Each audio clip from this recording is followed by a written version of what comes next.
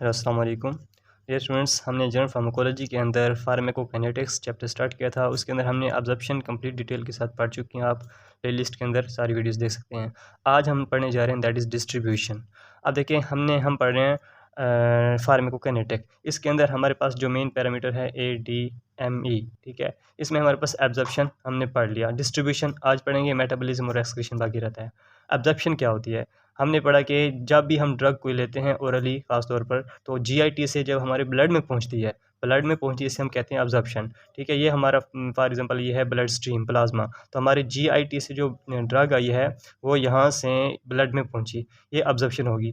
अब ये ब्लड के अंदर सारी ड्रग मौजूद है। अब ये जो ड्रग है, अब इसने क्या होना है, बॉडी के अंदर डिस्ट्रीब्यूट होना है। डिस्ट्रीब्यूशन होता क्या है? डिस्ट्रीब्यूशन का मीनिंग यही है ना, फैल जाना। तो ड्रग हमारी बॉडी के अंदर फैल जाती है प्लाज्मा से, ब्लड से निकलकर, और किसके थ्रू फैलती है? इसी ब्लड के थ्रू ही फैलती है। अब ये कैसे फैलती है, कौन कौन से मैकेनिज्म हैं जो ड्रग डिस्ट्रीब्यूशन में इन्वॉल्व हैं, वो हम सारे इसके अंदर पढ़ेंगे।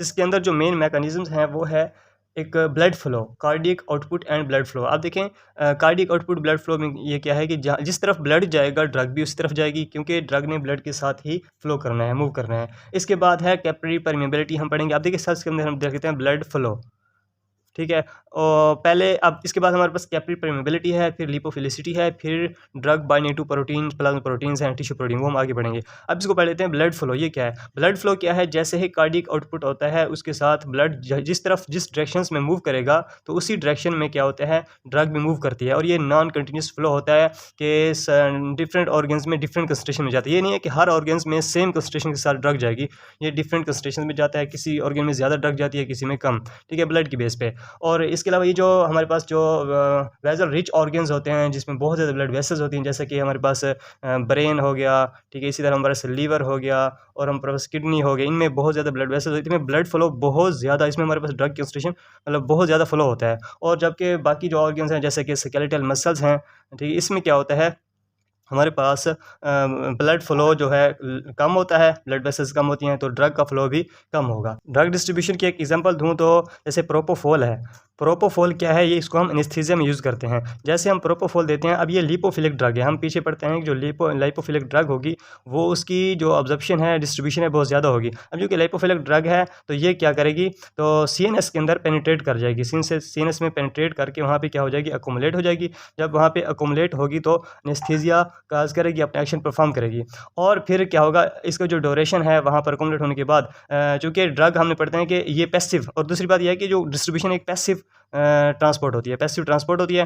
तो चूँकि जब यहाँ पे अकोमुलेट होगी, तो फिर तो ड्रग हाई कंसंट्रेशन से लो कंसंट्रेशन मूव करती है। फिर क्या होगा कि सीनस से ड्रग जो है डिस्ट्रीब्यूट होगी फिर बॉडी के अंदर, दूसरे मसल्स, दूसरे ऑर्गन्स के अंदर। तो सीनस में जैसे ही इसकी कंसंट्रेशन कम होगी, तो फिर वो जो पेशेंट है होश में आ जाएगा, ठीक है, उसका एनेस्थीसिया खत्म हो जाएगा। तो ये एक डिस्ट्रीब्यूशन की एग्जांपल है कि प्रोपोफोल किस तरह ये डिस्ट्रीब्यूट होती है। इसके बाद हम इसका एक तो हमारे पास ब्लड फ्लो वाला पढ़ लिया। इसके बाद हम दूसरा जो प्रोसेस पढ़ने जा रहे हैं, इसके हमारे पास है कैपिलरी परमेबिलिटी। अब कैपिलरी परमेबिलिटी में क्या होता है, आप देखें जो हमारे पास ये जो ब्लड वेसल, जो हमारे पास प्लाज्मा है, ब्लड वेसल्स हैं, ब्लड वेसल्स में क्या होते हैं, एंडोथेलियल सेल्स होते हैं। हम पढ़ते हैं कि ब्लड वेसल्स के इर्द गिर्द एंडोथेलियल सेल्स होते हैं। अब एंडोथेलियल सेल्स के दरमियान जो है गैप्स होते हैं, एंडोथेलियल सेल्स के दरमियान क्या होते हैं, गैप्स होते हैं। इनको हम क्या कहते हैं, जंक्शंस कहते हैं, सिलिटरी जंक्शंस कहते हैं। अब ये इन जंक्शंस से क्या होता है, ड्रग ने बाहर आना होता है, प्लाज्मा से बाहर आना होता है। अब ये जंक्शंस का साइज़, अगर हमारे ड्रग का साइज़ जो है, ये साइज़ मैटर करता है। अगर हमारे ड्रग का साइज़ अगर ग्रेटर है इन जंक्शन से, तो ड्रग बाहर नहीं आ सकेगी, उसकी डिस्ट्रीब्यूशन कम होगी। अगर ड्रग का साइज़ कम है, तो वो इजीली यहाँ से पास हो जाएगी और डिस्ट्रीब्यूट हो जाएगी, इसकी डिस्ट्रीब्यूशन बहुत ज़्यादा होगा। और ये एक फैक्टर है जो कि इफेक्ट करता है ड्रग डिस्ट्रीब्यूशन का इन कैपिलरीज। इसी तरह अगर हम इसका तीसरा देखें फैक्टर, दैट इज़ लिपोफिलिसिटी। हमारी ड्रग जितनी ज़्यादा लाइपोफिलिक होगी, उसकी डिस्ट्रीब्यूशन जो है, डिस्ट्रीब्यूशन उतनी ज़्यादा होगी, इस ड्रग की डिस्ट्रीब्यूशन उतनी ज़्यादा होगी। क्यों? क्योंकि ड्रग लिपोफिलिक है और हमारी प्लाज्मा मेम्ब्रेन क्या होती है, वो लिपिड की बनी होती है और उनसे इजीली क्रॉस हो जाती है, सेल से इजीली क्रॉस हो जाती है और पूरी बॉडी में डिस्ट्रीब्यूट होती है। हम पहले भी पढ़ते आए हैं। अब देखें, कैपिलरी परमेबिलिटी ये देता कि जैसे ड्रग यहाँ से पास होगी, दो मेन चीज़ें। अच्छा, हमारे पास दो मेन चीज़ें आती हैं कि एक ड्रग का साइज़ आता है, ठीक है, और ये जो लाइपोफिलिक करैक्टर है, ठीक है, एक ये आता है। अब जितना ड्रग का साइज़ स्मॉल होगा, जितनी हाई लिपोफिलिक होगी, उतनी ड्रग की जो डिस्ट्रीब्यूशन है, ये दोनों फैक्टर क्या करते हैं, डिस्ट्रीब्यूशन को इंक्रीज़ कर देते हैं, डिस्ट्रीब्यूशन को इंक्रीज़ कर देते हैं। ये दो इंपॉर्टेंट फैक्टर जो हमारी ड्रग डिस्ट्रीब्यूशन में इंपॉर्टेंट रोल प्ले करते हैं। अच्छा, अगला इंपॉर्टेंट जो फैक्टर है वो है binding of drug to plasma protein and tissue protein. ये हम पढ़ेंगे, बहुत इंपॉर्टेंट ये टॉपिक है इसका। ये एक इंपॉर्टेंट टॉपिक है binding of drug to plasma and tissue protein. अब इसके अंदर हमने देखना है कि ड्रग की बाइंडिंग प्लाज्मा प्रोटीन और टिश्यू प्रोटीन से क्या इफेक्ट आता है डिस्ट्रीब्यूशन के ऊपर। हम सबसे पहले इसके ऊपर देख लेते हैं प्लाज्मा प्रोटीन पे, कि प्लाज्मा प्रोटीन पे जब हमारी ड्रग जो है बाइंड होती है तो हमें क्या क्या इफेक्ट्स मिलते हैं डिस्ट्रीब्यूशन के ऊपर। अब देखिए, प्लाज्मा प्रोटीन की अगर हम क्लासिफिकेशन करें तो हमारे पास सबसे जो लार्ज अमाउंट में पाई जाने वाली जो प्रोटीन है ब्लड के अंदर, that is HSA, human serum albumin, human serum albumin, that is large amount में पाई जाती है। सबसे ज़्यादा मेजर प्रोटीन है जो कि प्लाज्मा में पाई जाती है, और इसको अगर हम देखें तो ये 4.5 मिलीग्राम पर डेसीलीटर जो है हमारे प्लाज्मा के अंदर पाई जाती है।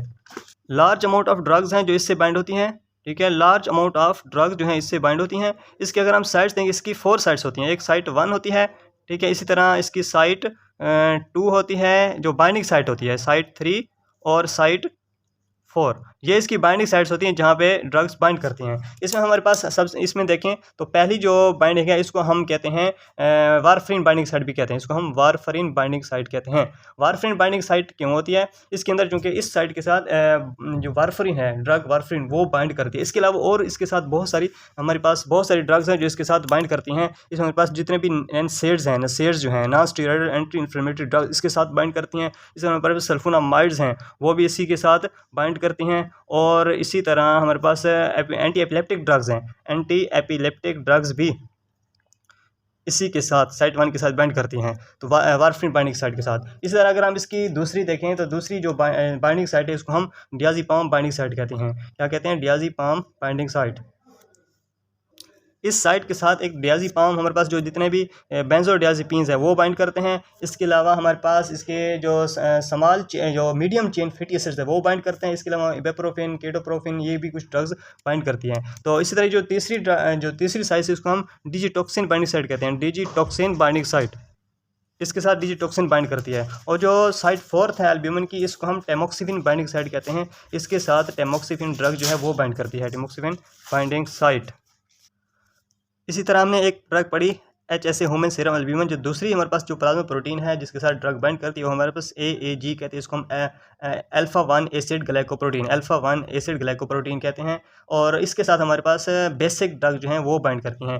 बेसिक ड्रग्स फॉर एग्जांपल हमारे पास इमिपेरामिन हो गया, एमिट्रिप्टाइलिन हो गया, लिडोकेन हो गया। इस तरह हमारे पास जो तीसरी ड्रग है जो जिससे हमारे प्रोटीन है, सॉरी, जो प्रोटीन जिसमें ड्रग्स बाइंड करती है, दैट इज़ लिपोप्रोटीन। लिपोप्रोटीन के साथ हमारे पास जो है एसिड ड्रग्स भी बाइंड करती हैं, और इस तरह हमारे पास बेसिक ड्रग्स भी बाइंड करती हैं। अगर हम एस्टिक ड्रग की में देखें, एस्टिक ड्रग हमारे पास डिक्लोफेनक हो गया, ये बाइंड करती है। इस तरह हम अगर हम बेसिक ड्रग्स में देखें, फॉर एग्जांपल हमारे पास क्लोरप्रोमाजीन बाइंड करता है। इस तरह हमारे पास कुछ न्यूट्रल ड्रग्स हैं वो भी इसके साथ बाइंड करती हैं, जैसे कि साइक्लोस्पोरिन ए हो गया, साइक्लोस्पोरिन ए इसके साथ बाइंड करती हैं। इसी तरह हमारे पास एक 4th क्लास है इस प्लाज्मा प्रोटीन की, दैट इज़ ग्लोबुलिन, ठीक है। ग्लोबुलिन से भी सब वाकिफ़ होंगे। तो ग्लोबुलिन जो प्रोटीन है इसके आगे मजीद पार्ट्स, जिस तरह एल्ब्यूमिन के साइट्स हैं, इसके आगे कुछ साइट्स हैं, इसको हम अल्फा-1, ठीक है, इस तरह हम इसको अल्फा-2 भी कहते हैं। एक बीटा-1 होता है, इस तरह बीटा-2 होता है, एक गामा होता है। अब देखें जो अल्फा-1 है, अल्फा-1 के साथ हमारे पास ज़्यादातर स्टीरॉइड्स जो ड्रग्स होती हैं वो इसके साथ बाइंड करती हैं, स्टीरॉइड ड्रग्स। इसके अलावा थायरोक्सिन हो गया, इसी के साथ बाइंड करता है। और हमारे पास जो अल्फा-2 साइट है इसके साथ हमारे पास विटामिन्स जो हैं, विटामिन्स बाइंड करते हैं। विटामिन ए है, इस तरह विटामिन डी है, विटामिन ई है, और विटामिन के बाइंड करते हैं। और जो हमारे पास बीटा-1 है इसको हम ट्रांसफेरेंट बाइंडिंग साइट भी कहते हैं। इसके साथ हमारे पास जो आयरन है, फेरस आयन है, वो बाइंड करता है, ठीक है। फेरस आयन आप कह सकते हैं या आयरन कह सकते हैं, इसको बाइंड करते हैं। और इसमें जो बीटा-2 साइट है, बीटा-2 साइट जो है इसको इसके साथ कैरोटीनॉइड्स जो हैं, कैरोटीनॉइड्स वो बाइंड करते हैं। ओके हो गया। इसके हमारे पास गैमा है, इसको हम देखें, गैमा जो है इसके साथ एंटीजन, ये इसको हम एंटीजन बाइंडिंग साइट भी कहते हैं, इसके साथ एंटीजन्स बाइंड करती हैं। तो ये प्लाज्मा प्रोटीन्स हैं, इनके साथ हमारे ड्रग्स जो हैं बाइंड करती हैं। अब ये आपको बेसिक कंसेप्ट पता चल गया, इसको आप नोट कर लें।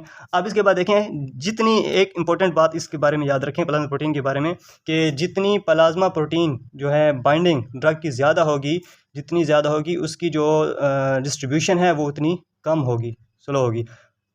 अगर बाइंडिंग ज़्यादा है तो डिस्ट्रीब्यूशन कम होगी, क्योंकि क्या वजह कि ड्रग जो है प्लाज्मा प्रोटीन के साथ ज़्यादा देर बाइंड रहेगी और डिस्ट्रीब्यूट नहीं हो सकेगी।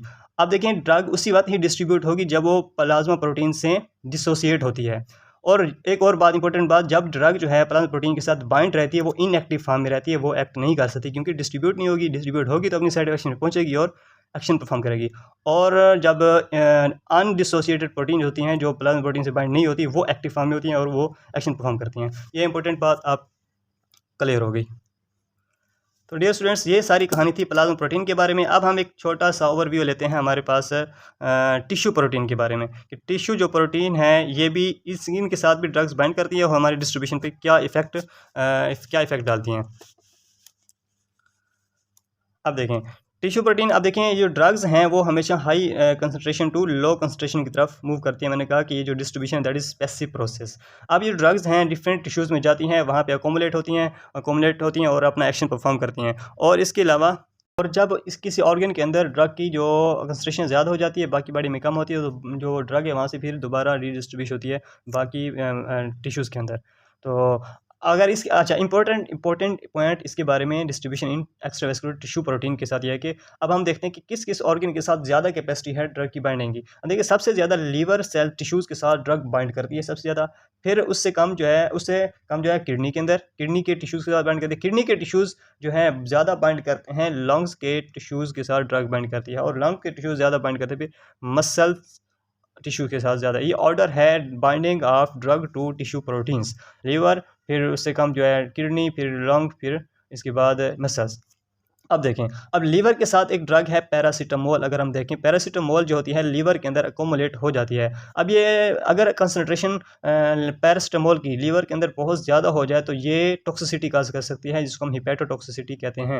हिपैटोटॉक्सिसिटी में क्या होता है, हिपैटोटॉक्सिसिटी इसमें क्या होता है कि लीवर डैमेज हो जाता है। और इसी तरह अगर हम किडनी की एग्जांपल दें तो किडनी के अंदर मेटालोथियोन्स पाए जाते हैं। मेटालोथियोन वाइडली डिस्ट्रीब्यूटेड है किडनीज के अंदर। अब ये मेटालोथियोन क्या करते हैं, जो मेटल्स होती हैं जिसमें लेड है, मरकरी है, कैडमियम है, इनके साथ क्या बनाता है, कम्प्लेक्स बना देता है। कम्प्लेक्स बना के इनके साथ मेटल के साथ, और फिर ये हम किडनी में अकोमोडेट करते हैं और वहाँ पे टॉक्सिसिटी काज करते हैं, रीनल टॉक्सिसिटी या रीनल फेलियर काज करते हैं। और इसी तरह हमारे पास अगर स्किन का देखें, स्किन के अंदर जो मेलानिन होता है वो भी कुछ ड्रग्स के साथ बाइंड कर दिया, जैसे क्लोरोक्विन हो गया, फिनोथायाजीन, यहाँ से बाइंड करके फिर वहाँ पे स्किन के अंदर काफ़ी रिएक्शंस काज कर सकती है। इस तरह आइज़ में देखें, जो ये हमने स्किन को थोड़ा देखा, इस तरह हमारे पास आइज़ हैं। ये कुछ और टिश्यूज़ बता रहा हूँ इनके अलावा।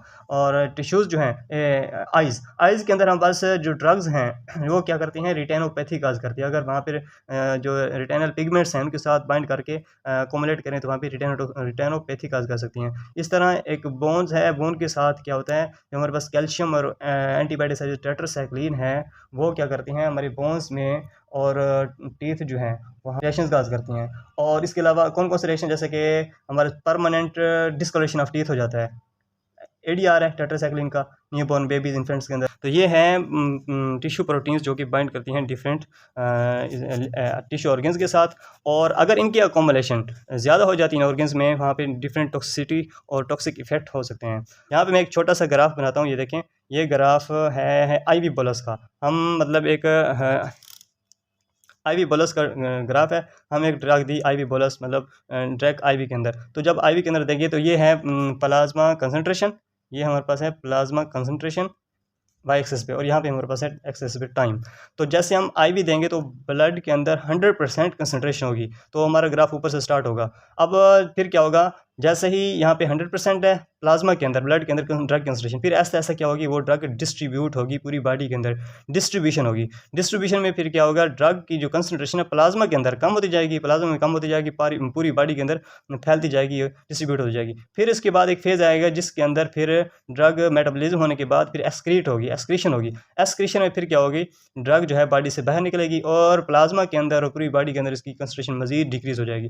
तो ये हमारे पास जो फेज़ है, आप ये देख रहे हैं, ये जो फेज़ है ये ड्रग डिस्ट्रीब्यूशन का है। इसमें क्या हुआ, प्लाज्मा से ड्रग निकल कर बॉडी में फैली और प्लाज्मा में लेवल कम हो गया, इसकी माइनर अमाउंट में कम हो रहा है। और फिर जब बॉडी से एक्सक्रीट हो जाएगी सारी ड्रग, तो ये देखें ग्राफ इस तरह जाएगा, और ये सारा ये एरिया जो है, एरिया अंडर द कर्व, ये शो कर रहा है, दैट इज़ एक्सक्रीशन। तो ये वाला एरिया जो है डिस्ट्रीब्यूशन को शो करता है, और ये वाला एरिया जो है हमारे पास एक्सक्रीशन को शो करता है। ये छोटे से ग्राफ डिस्ट्रीब्यूशन एक्सक्रीशन के बारे में।